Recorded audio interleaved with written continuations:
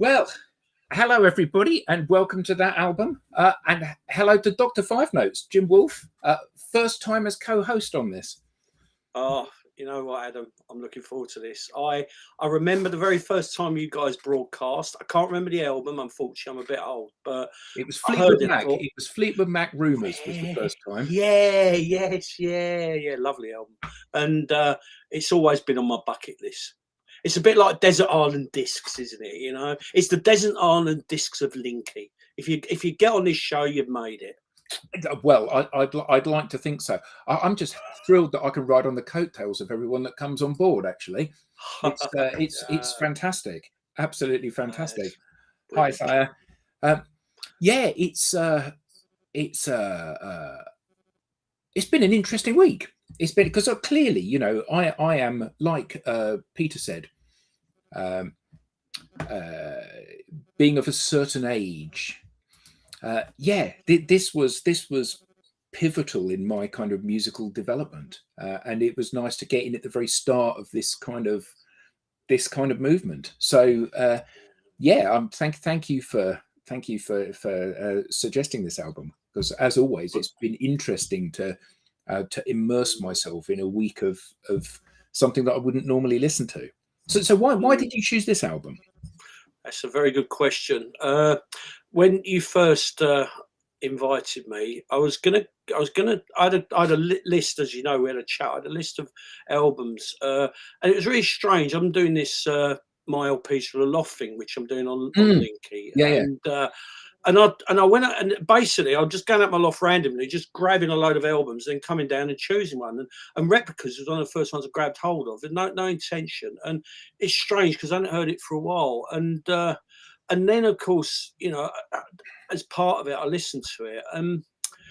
The thing with Replicas, right? I'll put it out straight away. I consider Replicas a good album. I don't consider it a great album, and I will explain more as we go more in depth for this.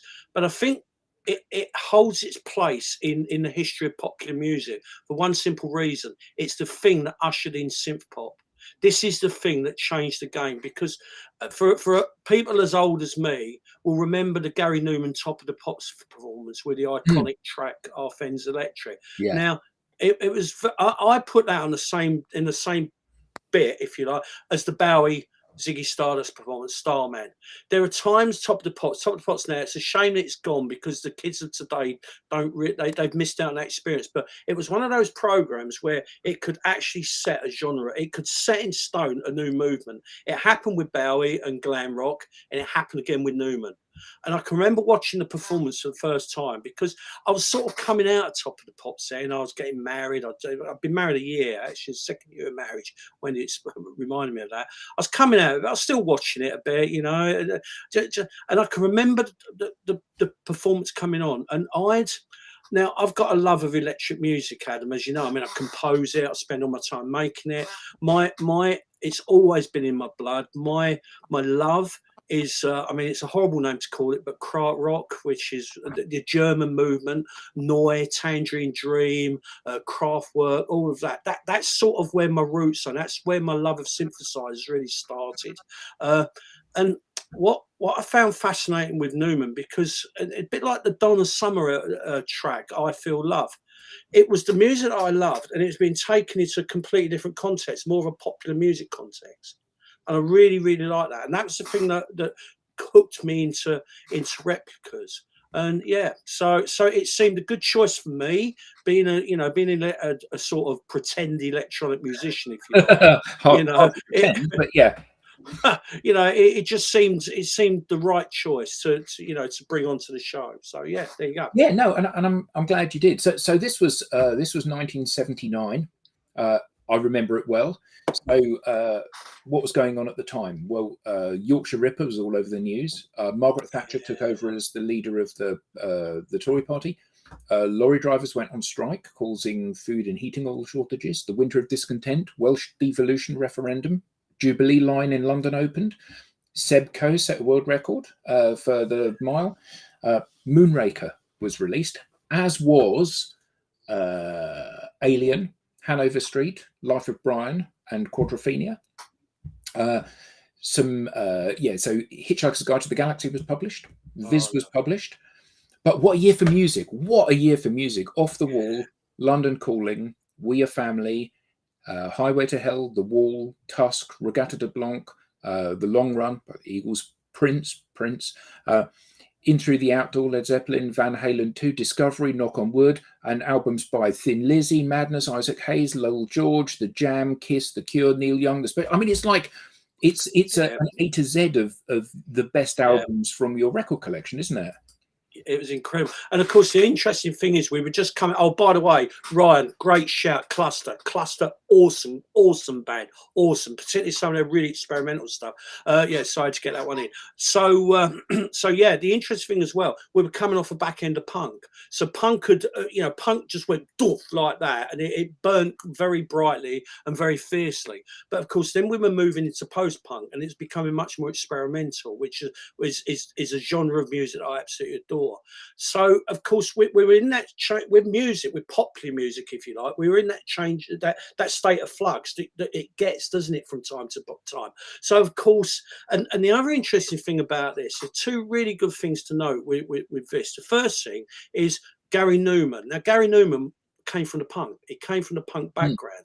Now, the only reason that Gary Newman got into electronic music, he was about to cut the album. He happened to wander into the studio. There was a Mini Moog sitting there. Now, Mini Moogs at the time were notoriously hard to tune. He just went there. He hit a note. It was a pure stroke of luck, and this bass note came out. Now, if you've heard a Mini Moog, I've got one, and you've heard it in its true glory, you understand what it did to him, because he heard, and that was it. So from that point on, that he reevaluated his approach to music. So that was a really, really, really cool. The second point was, okay, synthesizers. Synthesizers were starting to become more affordable. They were, I mean, if you go back to the days of the Germans, the clusters, it was notoriously hard to make that music. Your oscillators went out of tune. A Tangerine Dream would spend a day tuning their synths before they even put anything down. It was that challenging. But then the likes of Roland, Yamaha came into the market with low-cost synth. All of a sudden, you could buy a synth in your mum's catalogue, club. So, of course, what you had going on. Hold on, let's just embrace that. Sorry, catalogue. There'll be a whole generation of people that won't know anything about what is a catalogue. So Andy McCluskey, he tells a story. His first synth, he was the guy with, I forgot their name. What's their name? They did Elora Guy, massive. It's got out of my head. Anyway, it'll come back to me. So he said that he brought his first synth from his mum's catalogue. So what was happening here? You've got all these kids getting hold of these synthesizers and making this very minimal pop music, because it's quite easy to do with a sim. It's not like what you do, Adam. We've got to learn chords and all that sort of stuff. That's why I do it. So you've got the punk thing. Everyone's got this ethos of, well, let's just go and make music, And when you actually think about what happened here, the punk, it all fits in. You've got the punk thing. We want to make music. All these kids grabbing older synthesizers. All of a sudden, we'll make music with these things because they make sounds. It really, really started changing. So then you had this really interesting situation. So you had the Human League and you had orchestral. That's it, orchestral music in the dark. Right. These are the early synth pop bands, but they couldn't get a break. They couldn't get anywhere. One day, Gary Newman turns up on Top of the Pops, and again, Andy McCluskey said, I couldn't believe it. We'd been slaving away, trying to get a break.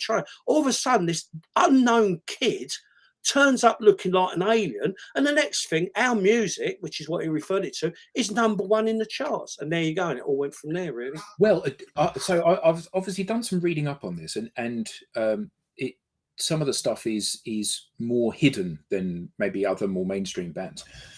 And one reviewer said, "I recall vividly our local rock station, back when radio was worth something, setting aside an hour of prime time to debut this LP." So basically, they just played the record from start to finish for an hour. I was completely blown away. This skinny, pale little Brit and his cohorts had completely reinvented rock and roll. Yeah. Really, really interesting that it. And I remember, obviously, I remember Our Friends Electric, but when Cars came out, and it became one of those ubiquitous songs that was literally, you could not get away from it. Everywhere you went. Yeah, that's actually a really interesting point. Did you saw, obviously, I didn't know that. He married. I didn't know that.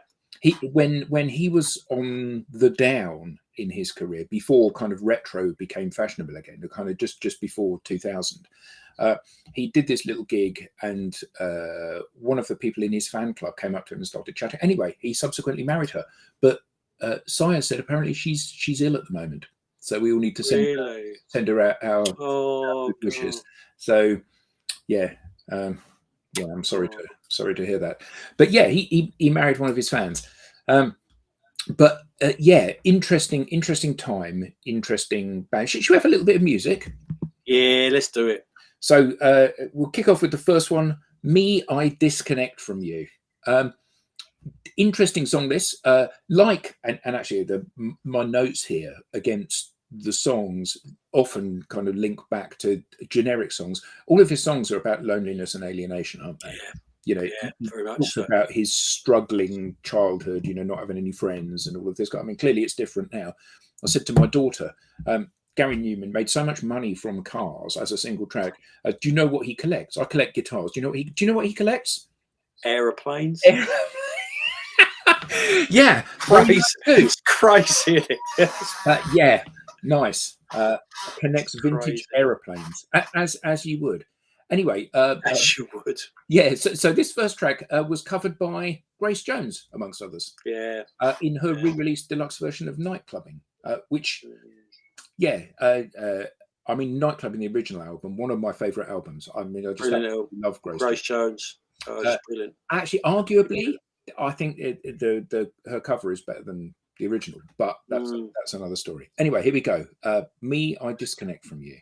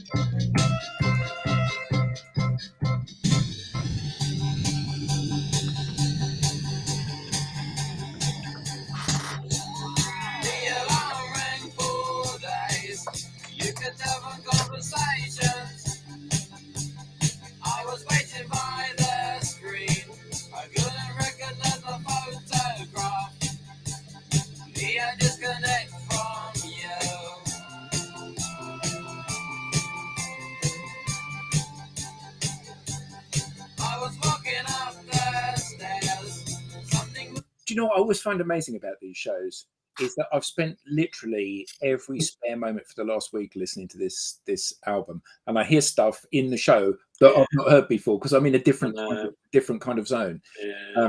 Just absolutely love it. Yeah, it's a good track. It's a good opener. It's a very good opener. It's probably one of the more it's got a drive to it, isn't it?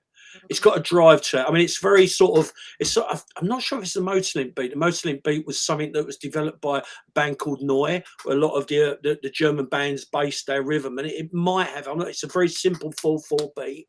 Yeah, and it could have that in there. Wouldn't surprise me. But yeah, a good track. I've got on this album. As we come to them, I'll point them out. I've got 2 tracks that I think are absolutely outstanding on it. I've got a couple of tracks I think are very, very good. This is one of them. And I've got other tracks that I think yeah, they're all right. Yeah. So, but I like this track. I really do like it. And again, it set the tone beautifully because Newman's voice works so well with this style of music because the voice is alien and it's not a perfect voice. I mean, you couldn't put him on, I don't know, in an opera house or something like that. But you don't want that music, that for music like this.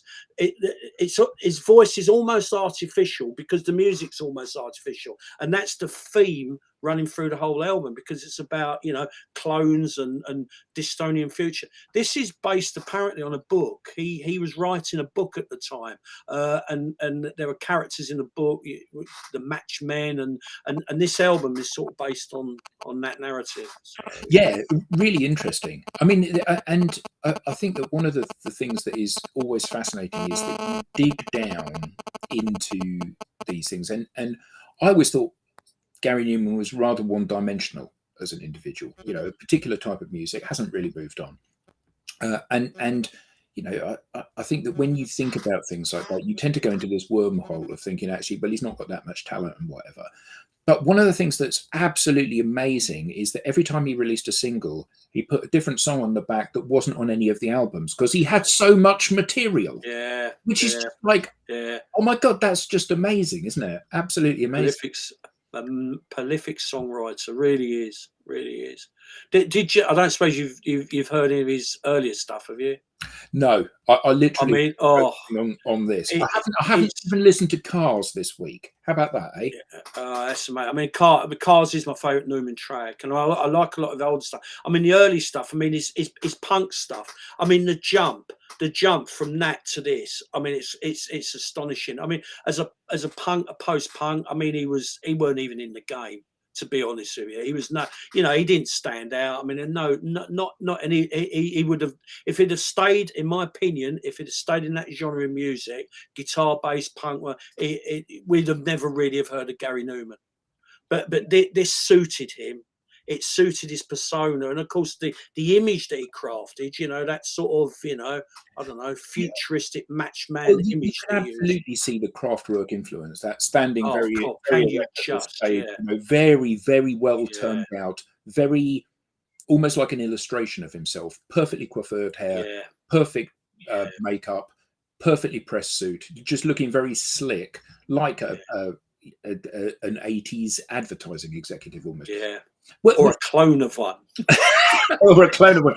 Right, this brings us on to Our Friends Electric. And my note here is this is the best electropop song ever recorded. Yes. I think absolutely outstanding and defining not but an entire era.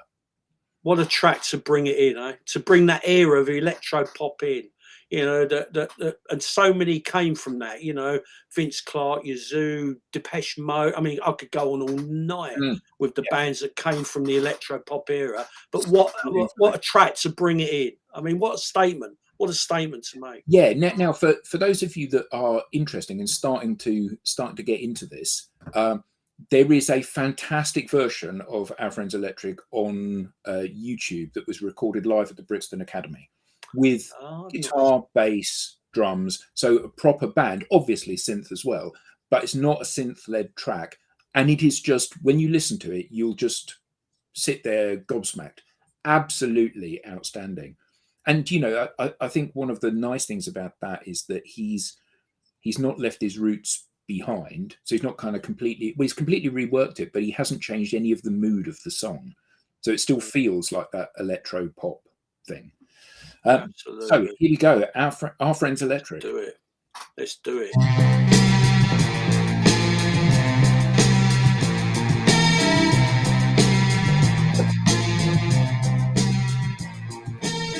It's cold outside,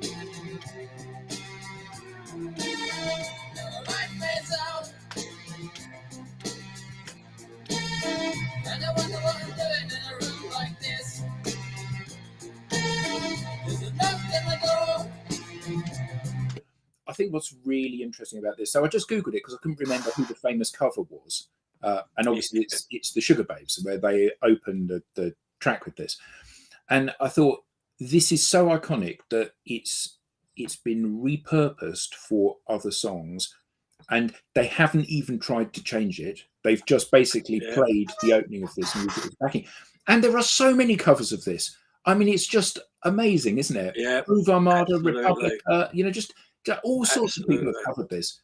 Just absolutely outstanding song.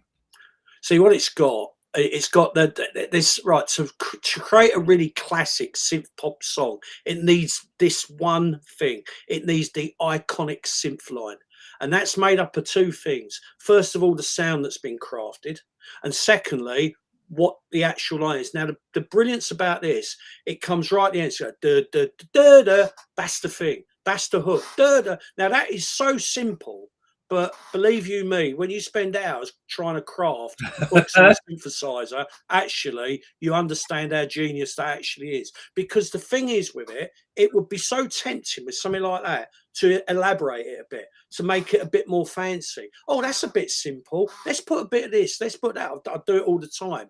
The trick is to know when to stop.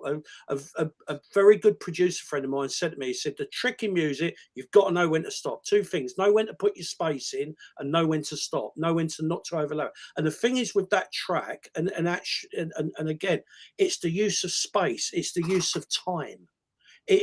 Everything's got time to breathe. Yeah, and that creates this feeling of almost dissonance, of isolation. You know, everything's a bit cold, everything's a little bit apart. Yeah, that's the genius of that track. Yeah, and then he makes it pop. I mean, God dear. And I think what's really interesting is that this was so different, because you can hear some of the Kraftwerk inspiration in this, but it's a very different animal to Kraftwerk. Yeah, absolutely. What's interesting is that you can hear the fallout for this, like when Eric and I covered Led Zepp, and it's like, okay, every song here you can go, this is where it started. All of the bands that subsequently came used that as their inspiration. The same here, you know, this absolutely is early Depeche Mode. This absolutely is all of those OMD and all of those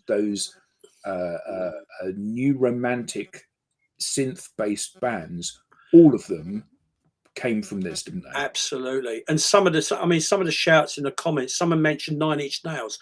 Brilliant shout. I mean, Nine Inch Nails, Trent Reznor. I mean, you know, the guy's a genius. And, you know, these guys were so influenced by Gary Newman. They all cite him as a massive influence, you know. And as Gary Newman was influenced by Kraftwerk, by Neu, by the, you know, and that's the musical family tree, isn't it?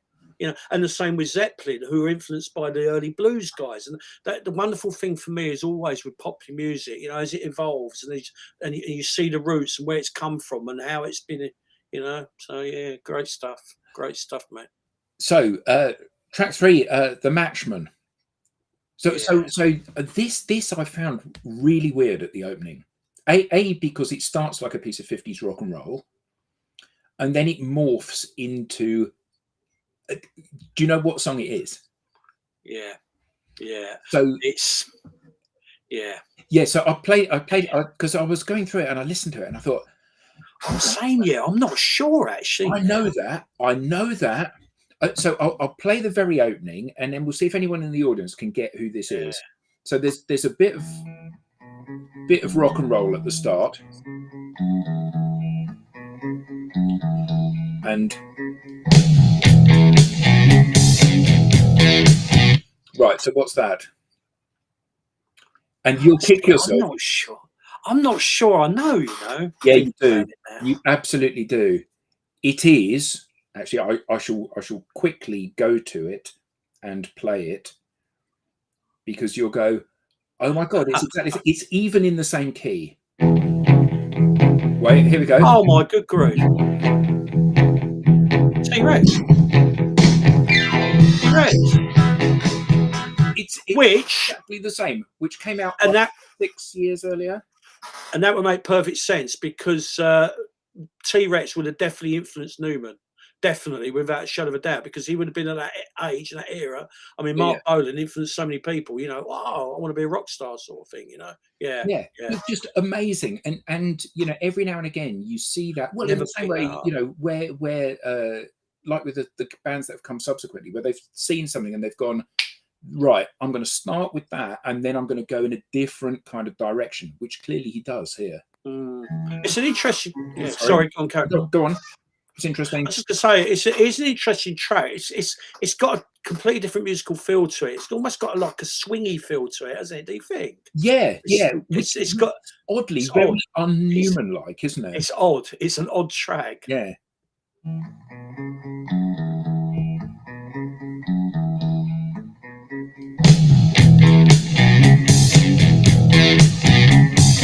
You could never unhear it now. I saw him turning like a machine, and Bob saying, please come with me, but you've been there before. I saw him work away into the night like a nightmare, and Will saying, never again, I'll give it up for you. I even get up just for you. Strangers living by, we're still the same. That's me.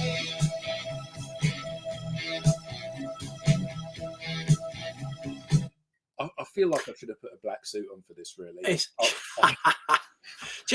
What's interesting for me with that track? So I've been listening to this album quite a bit this week, because I thought, you know, it'd be good to just to really get my head really into it.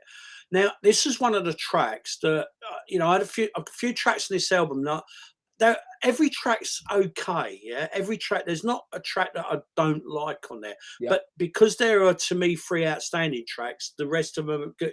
And this was one of them. But I must say, it's grown on me. It's grown on me ever such a lot, this track this way.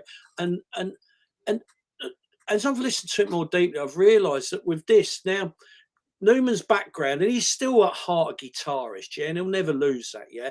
And this one is there's quite a lot of fusion going on, and I think you picked up on it, Adam, with the reference to the T-Rex, because if you listen to it, I think it's what makes it a bit different. There's a swing to it, there's a bit more guitar in it, and it's probably the most hybrid of the lot, if that makes sense. Yeah, I would agree. I think it's an interesting song, and it's very much out of character from the previous two, which injects a little bit of variation into the album. Which brings us on to "Praying to the Aliens," also the name of his 1997 autobiography. Apparently so. I've not read it. You're definitely a train spotter when it comes to this stuff, aren't you? I don't know half of this. No, but you've got to have a bit of a sniff around, haven't you? And I think the beauty of this is that you've looked at different things to me. So you know, we've got this kind of swell of stuff, and obviously all the comments from the people in the audience that know some wicked comments. Yeah. So this song, yeah, it's kind of all right. I don't think it's one of the best. Yeah, spot on. Couldn't have said it better myself. Could not have said it better myself. Yeah. Yeah. Right. So here we go. "Praying to the Aliens." I'm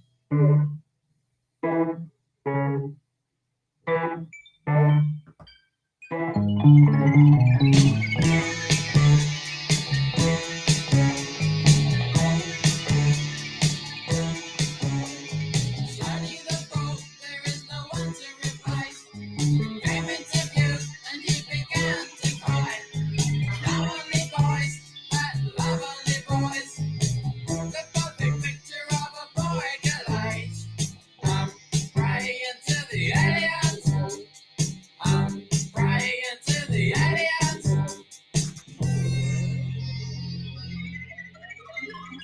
Right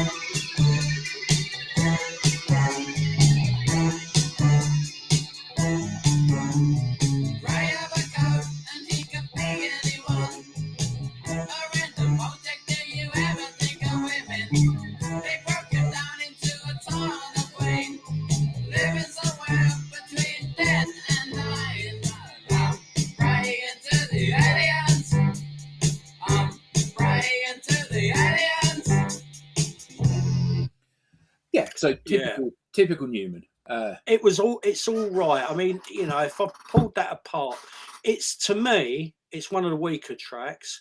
It's almost like he was trying to recreate our Friends Electric with some of and the space is sort of there, but it isn't there. There's something with it. It's almost like it's trying a bit too hard. I don't know if right. Yeah, Okay, so we need the synth line. We need the doo-doo-doos. We need we need all this. Yeah, we'll mix it all up because we've got this formula, this new exciting sound, and bang, that track comes out the back end of it. And I don't know, it's almost like they filled it in. But there you go. It's not bad. Don't get me wrong, but I think put against some of the more mighty tracks, so you said there are 3 standout tracks on this album. Have we had? Yeah, well, one's coming up in a minute. Okay, right. So Down in the Park. This is the one. Yeah.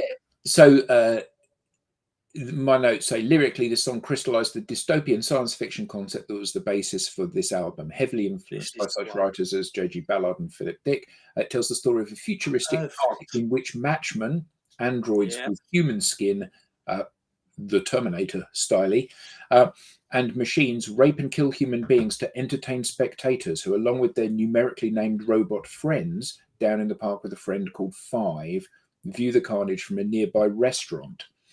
Yeah, I mean, it's born of a troubled childhood, this, isn't it? It's born of it. It certainly is. It certainly is. But what? Right. I can't wait to hear it. I think you probably guess what my favourite track is on this album now. Indeed. So Down in the Park.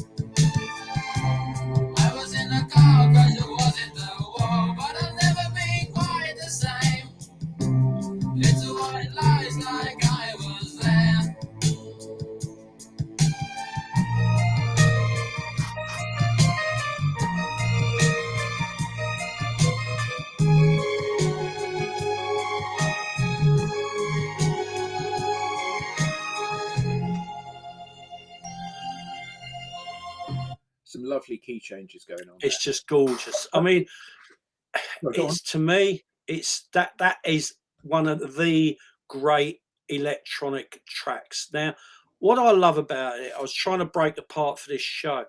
Okay, it's the tempo's right for it. It's the synths. It's for me. It's always about sound.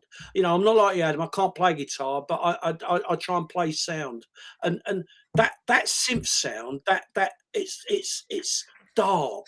It's everything in that sound says isolation, dystopian future. Taking out every single thing is captured in that synth sound.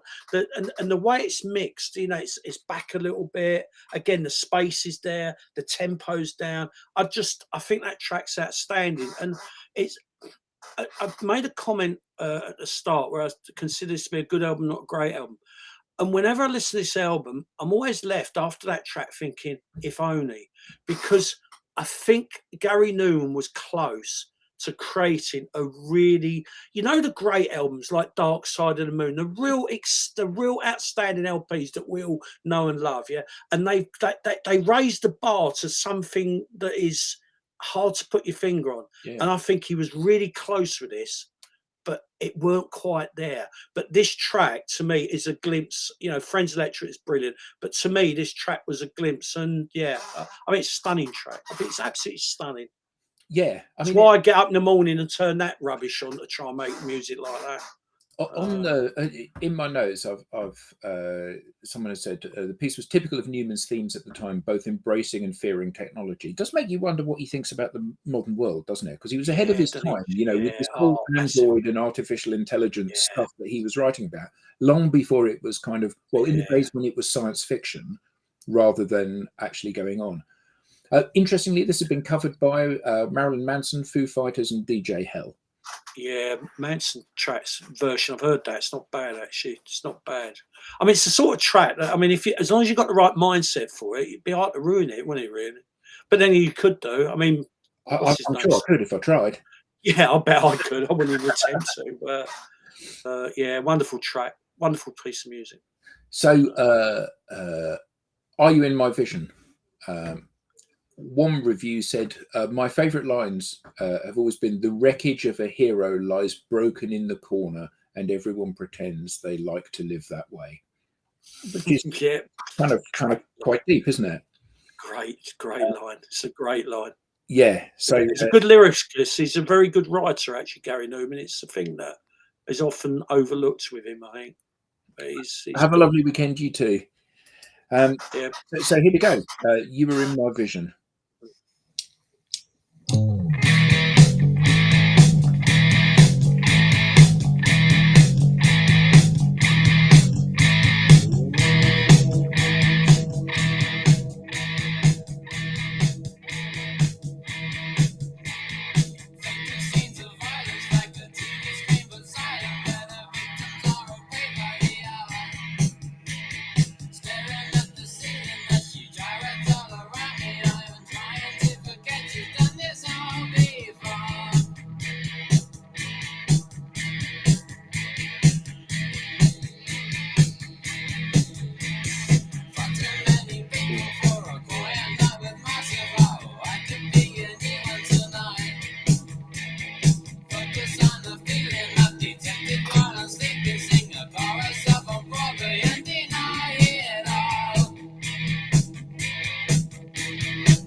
There's definitely a bit of Sham 69 going on. Yeah, and Sean made a good point, not expecting so much guitar. I think there were a couple of tracks in this album where it's almost like his old roots are pulling him. Gary, you can't be too sci-fi. Get back into your little bot. And this is one of them.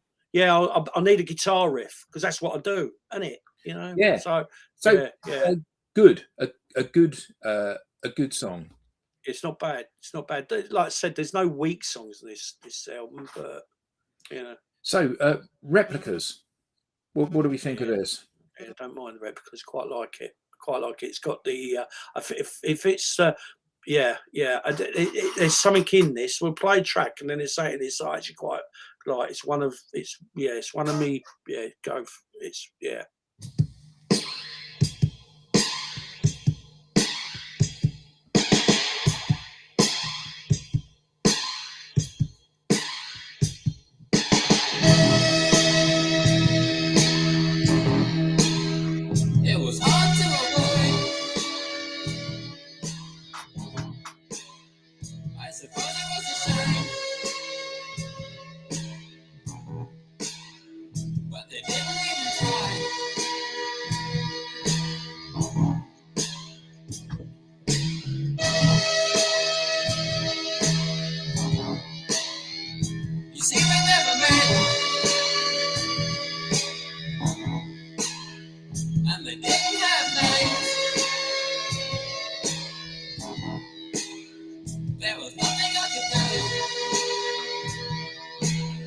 Yeah, I mean, I personally see this as one of the weaker tracks on the album. Really? Funny, this is number 3 for me. Really? And the reason, I love the guitar. You just cut it off just before the guitar. I love the guitar. Bang the guitar riff and go for it.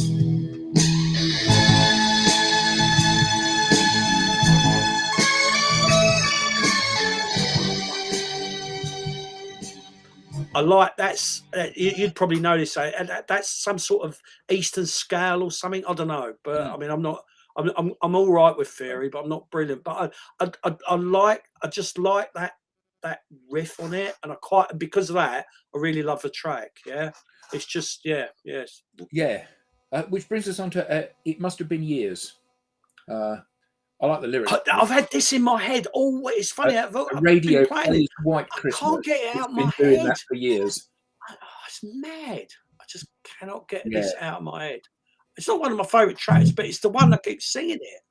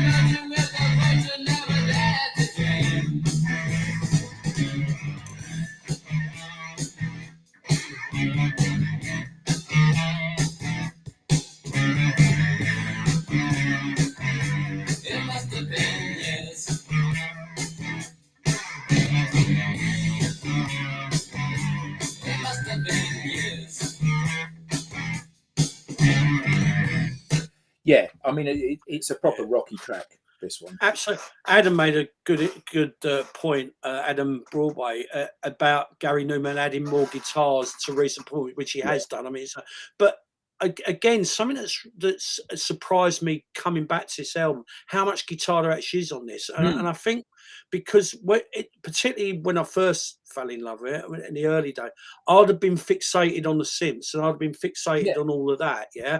And I think it's weird because listen to it now, the guitar almost sort of goes under the radar a bit. Yeah. And you're right. You know, when you thought back to when you were younger and you were watching nodding head, you kind of saw him like an English Kraftwerk, didn't you? Yeah. You know, so standing at the synth and nothing else really going on. And actually it's in many ways it's a full band, isn't it? Absolutely. Which brings us on to the next, well, When Machines Rock and then I Nearly Married a Human. Different songs, but in both cases basically instrumental tracks. And I think it's quite interesting when somebody that is in a pop group moves from songwriting to composition, you know, which is a much more highbrow thing to do because you haven't got the lyrics to kind of pull the track along. And for this, I thought this was really Kraftwerk like. This first one, When Machines Rock, really Kraftwerk like. Yeah, definitely. You know, he obviously stated this as being a really big influence for him, and you can certainly see it in this. That band influenced so many people. Sorry. Yeah.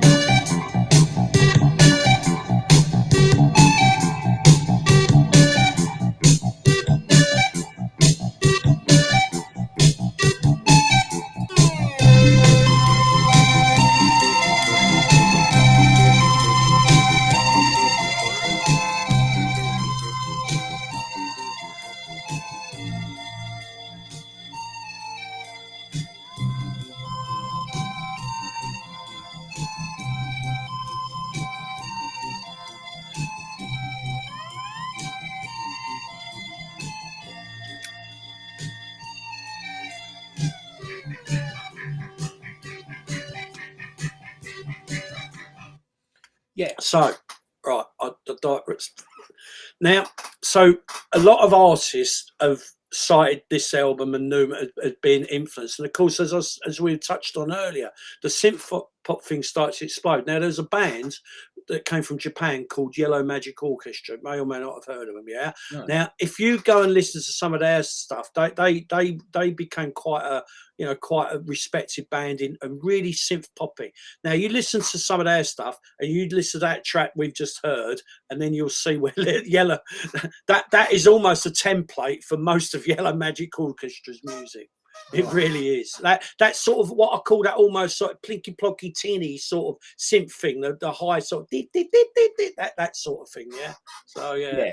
So on the next track, it's really interesting how these things cross pollinate, isn't it? From the next track, there's not much lyric in this. You know, I nearly married a human. I nearly married a human is it basically. So it's what my wife says. You and me both. And it's the thing that I got from this is this reminds me enormously of Close Encounters, the film. Yeah, I love it. And clearly, given the kind of thing that Newman was into, this would have been something that he would have been passionate about, I imagine. And I'm sure that is the inspiration for this.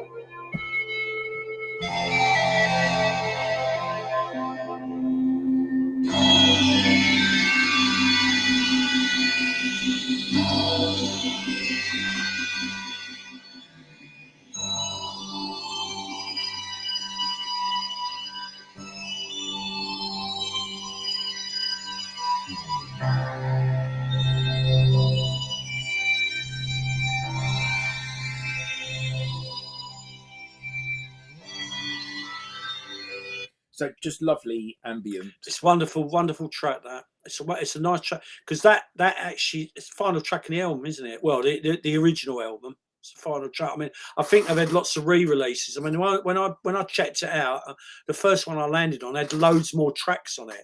My original Replicas, which is back in there, that's the final track. Is it? Yeah. Because I couldn't find any reference to that. Yeah. Hang on. Let me see if I can grab hold of it. I'll put it in the bag. I just now I'm worried that I might be talking out me Jacksie, but let me have a little bit. There he goes. What we got? Yeah. Where are we? I nearly married a human. It's the last track on this. Oh wow. Yeah. When the Machines Rock is the second. So look. Got a much, and it's because I mean, you know, this happens a lot, doesn't it? When these albums are reissued, because this was in the days before CDs, kiddies. So of course you had to limit yourself to 20 minutes of 20 track minutes on each side. side, yeah. Yeah, which personally I think is great because it really homes, focus you in. Of course, then CD comes along and you can put these 80 minutes of whatever it is on it. So then, of course, when they started reissuing this stuff, they've got to fill it in with things, haven't they? So, of course, so many albums, it just became bloated, or they've got the alternative take, or the this, that, and the other. Which I try and avoid that. If ever I've come across one and they've got like the big version, I try and avoid it. I deliberately, if I put it on Spotify, I'll cut the listening experience when I know the last track. Yeah, I couldn't find on any of the websites, and I suppose I could have bought a vintage album for this. I couldn't find what a definitive track listing was for this. Yeah. So I've got like kind of loads and loads of tracks listed. Oh, there's I mean, on Spotify, I mean, it goes on and on and on, but a lot of the stuff is, I mean, some of it's from the first Tubeway Army album. Some of it's it might be a couple of outtakes, I'm not sure, but yeah, I deliberately, because I'm a purist, I deliberately, that's it. The album ends then. It ain't going to go on anymore because that's the album, and that was how it was originally intended to be served up to the listening public. Yeah, and I think that one of the things that is really interesting about this album is that it's such a pivotal, influential album for this whole genre of music and for our development. I mean, who was it that said that this was Sean said this social development of the UK, and it did. You know, this was a massively influential album, Absolutely, and sure. so what are your three top tracks from this album? 'Cause you Right, said you've got so three standout tracks. yeah, so that Down on the Park, yeah, Our Friends Electric, and the and Replicas. They've always been my three, always really from day one. And some of them have grown on me a bit more. And the thing is with this album, it's there isn't a weak track. This is what I think the album lacks. It it's all very much on the same level, if that makes sense. Each track is on the same. Okay, you've got the outstanding tracks, but even it if you listen to again a track, let's say take an iconic album, let's take Dark Side of the Moon. Okay, there's variety. So you've got something like The Great Gig in the Sky, which is this song, and then you've got a rock hard money track, and then you've got that. That's what this album lacks. It lacks to me a depth of variety, which means that for me it's a good album, but not a great album. Yeah, but I mean, Yeah, I mean, I hear what you're saying. I have thoroughly enjoyed this week of listening to the album. good. Will I listen to it again? Yes. Will I? Will it be one of my favourite albums of all time? No. That's it. But I think, you know, again, to state it again, you know, you can hear the fallout from this across so many other bands. So actually, whether or not you're going to listen to Replicas again doesn't matter, because you're going to listen to Replicas again whether you want to or not, just played by other bands, aren't you? And the effect that it's had on those over the years. Absolutely. Now, Our Friends Electric will remain, as you said earlier on, rightly so, Adam. It is one of the all-time classic standout electronica tracks, and it always will be. It always will be. You know, great music doesn't date, does it? That's the thing with great music. You know, it doesn't matter what era it is, what genre it is.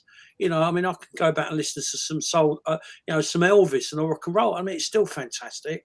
It's still got that raw, and that's the thing. That's what's, you know, I can remember. I know this is off piece a bit. I can remember having this detailed debate with my son when he was younger, and he was going on about the Spice Girls. And I said, "Look, boy, I don't want to cook your noodle here, but they are not great. Why are they great? They're so no, they're not, because they haven't got that thing." You'll go into Spice Girls music in years and years to come, and yeah, it's good. It's like ear candy, but it won't get you. It won't get you. Which all the great stuff does, and you know, the Elvis, the Newmans, the, you know, so Yeah, I think that, but I think often we only see that with hindsight, don't we? So, you know, one of the things that I've struggled with, and you know, this is show number 60 something. Is it really? That's amazing. This is show number 62, and what I have found is that there's kind of like a descending scale of value to the music.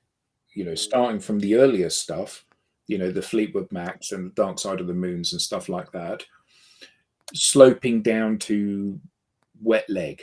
And there were a few exceptions to that. You know, there were some early stuff and albums that I thought were brilliant, where further investigation, I thought, yeah, actually, there's good songs, but it's not a great album. But for the most part, I can't help but feel music is getting worse. And that's not because I'm an old man, although I acknowledge that I am an old man, but it isn't for that reason.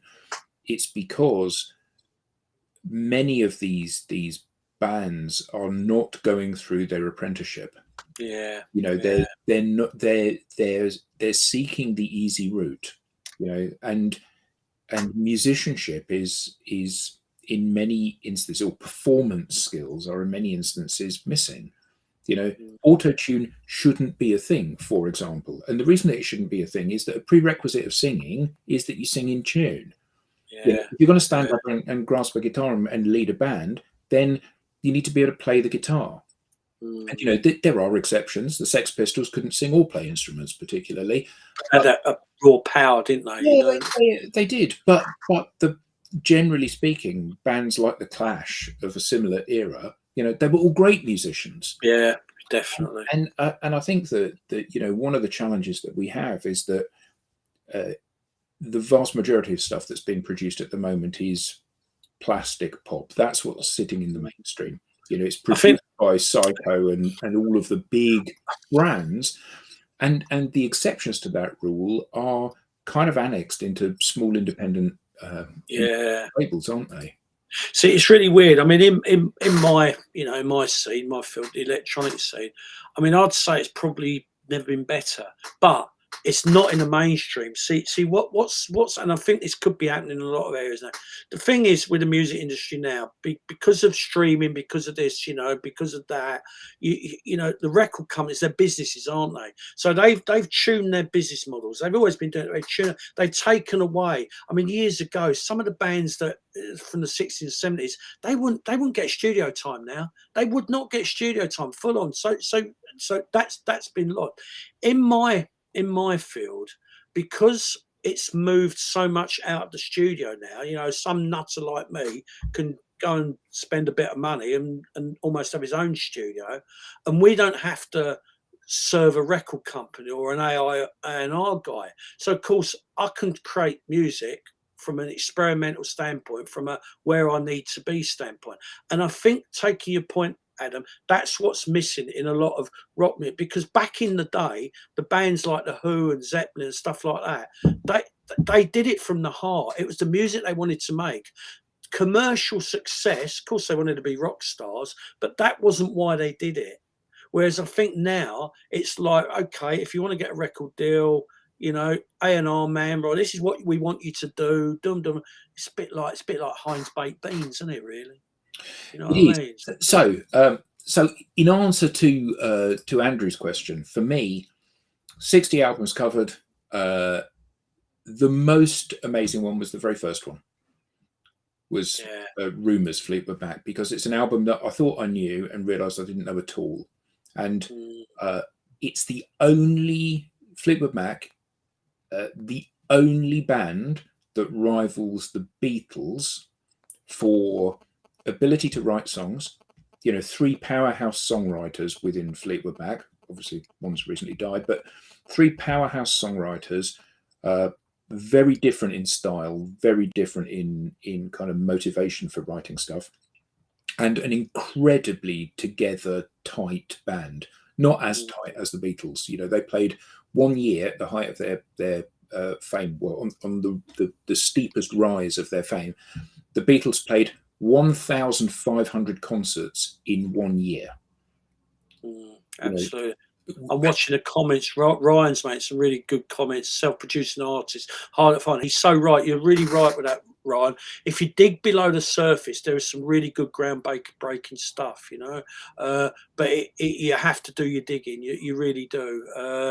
I mean, music's change. It's changing. It is really, really changing. It's and you know, I mean, we're all talking about AI coming into music. Did you see that thing with Drake the other day, where they recreated a Drake track, but it wasn't a Drake track; it was an AI track. No, I saw the Oasis one though. Oh dear, where they were doing it. So here's a tip for everybody that's watching.